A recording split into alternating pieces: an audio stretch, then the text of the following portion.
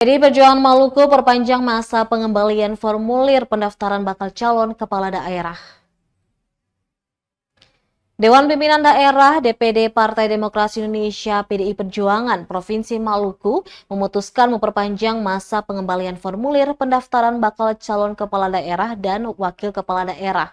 Tahapan menuju Pilkada serentak 27 November 2024 itu diperpanjang PDI Perjuangan atas kesepakatan bersama fungsionaris DPD, DPC maupun tim penjaringan baik di tingkat provinsi dan kabupaten kota.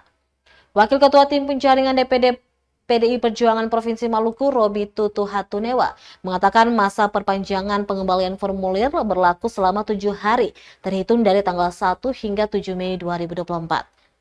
Menurutnya, proses ini hanya berlaku untuk pengembalian formulir pendaftaran.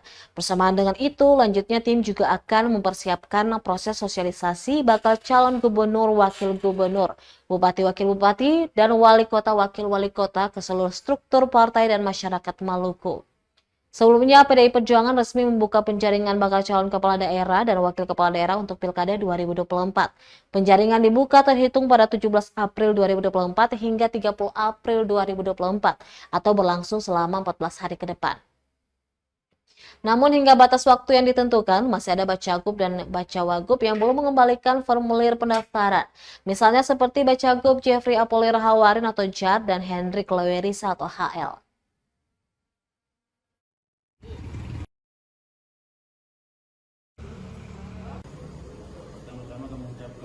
Download Tribun X sekarang, menghadirkan lokal menjadi Indonesia.